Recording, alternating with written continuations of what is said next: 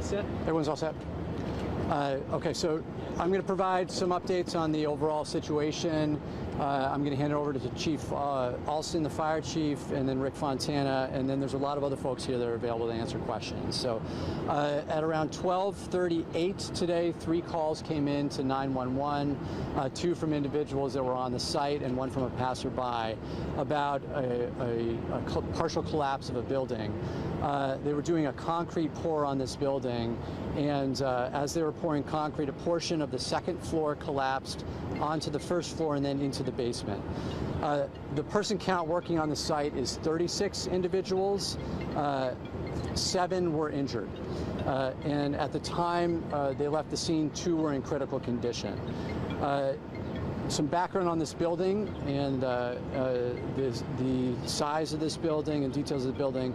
So the building is owned by RMS companies, and they have a ground lease on the building that is owned by Yale University, but the building itself and the construction project is led by RMS buildings or RMS companies.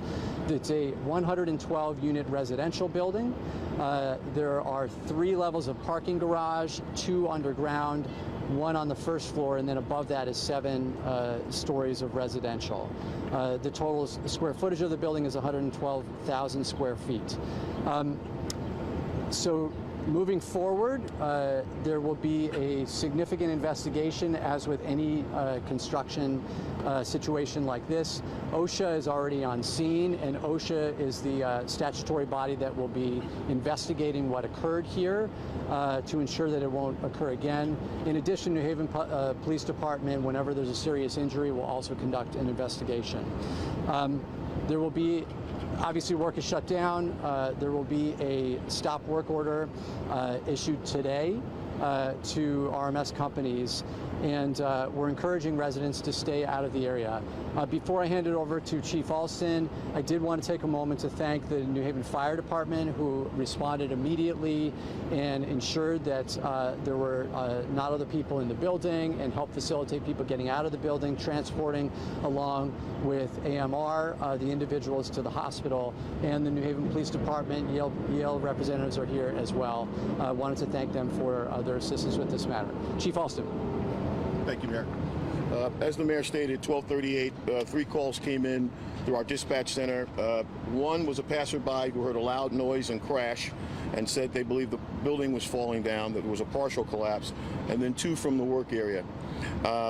Our units responded immediately within minutes and found several persons in varying degrees of injury, from broken bones to 3 that were partially buried under the rubble. What was occurring at the time was a concrete and cement pour, and what happens is you have workers up there who are spreading it as it's being applied to that level. It appears from their statements that it began to pool in a certain area faster than they could, and it caused it to cave all the workers that were in that area. Some walked away. Chief Bielecki was in charge of the scene.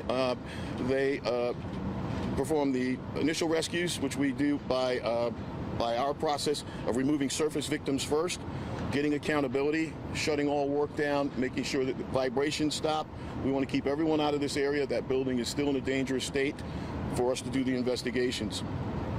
Those persons that were trapped had to be lifted out by the rescue company and the truck companies and engine companies because of the level that they fell from and through. One of the problems that you have with wet concrete is having to do the searches before it hardens. So the accountability count was important. So we were able to communicate with the foreman here, foreperson here, to make sure that they had accountability for their folks. And we're in communication with the hospital at this time. But I want to thank our crew and the rescues and Chief Bielecki and Coughlin for the extreme care that it takes to remove people from that. It's sharp rebar, plus one of the walls is still unstable. They did some excellent work under some harrowing conditions. I'm very proud of that, considering what happened in Iowa recently. We've been talking about collapses in our areas, and they responded admirably. Thank you, Mayor. Thank you, Chief. Just wanted to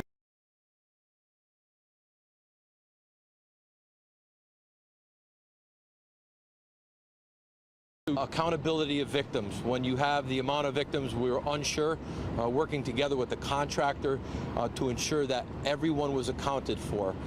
There are a lot of people here working really hard. Again, American Medical Response, New Haven Fire Department, Police Department, a lot of hard work goes into an incident of this nature. I want to really, again, between American Medical Response, we had the Yale New Haven Hospital physicians team here on scene. Also, OSHA is here, the New Haven building official, the Connecticut Department of Emergency Management and Homeland Security, Yale University Police, Yale University fire inspectors, senior management from Yale University, and a special thanks to the Tweed Tower. As you may have seen, we had a helicopter flying over the scene, and we're very concerned that that may have shifted things in that building, so they were able to get that helicopter out of here in a quick amount of time. So a lot of work goes into this effort.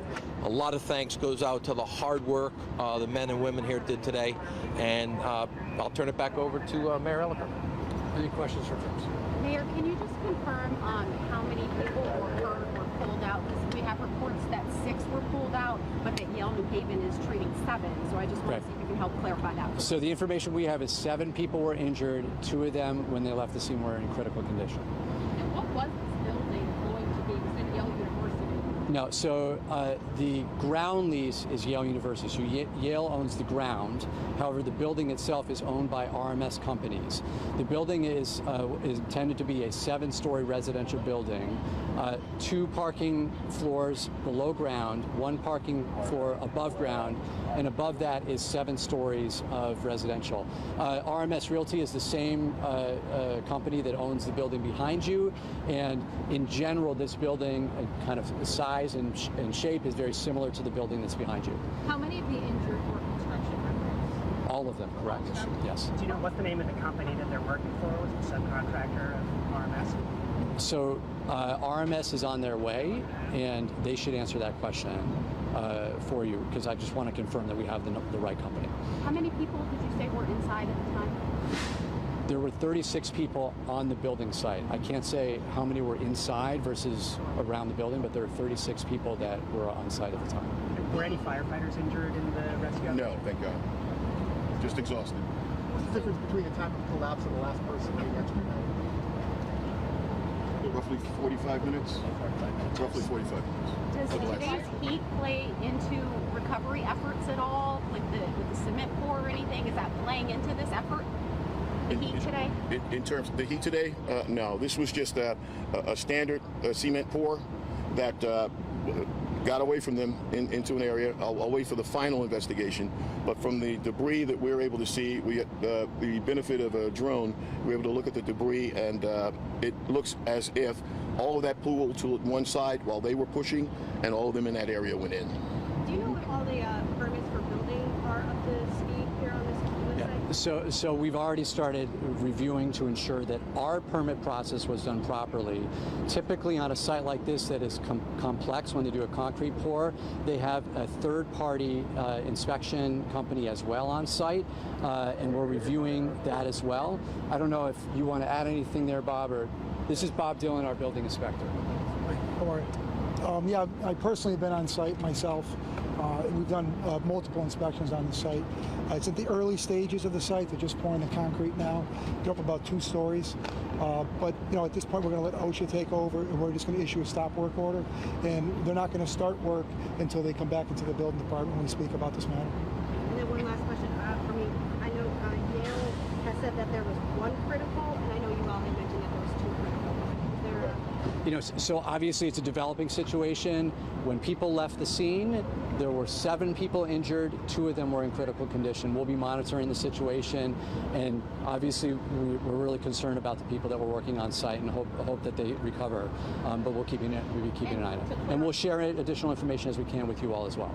I'm sorry, Mayor, and just to clarify, 6 were pulled out by fire officials, correct? That's correct. Okay. Was this meant for the garage portion of the building? Do you know what? Was this for the garage portion of the building? No, this was the very first of the residential floors. Thank you, everybody. Thank you.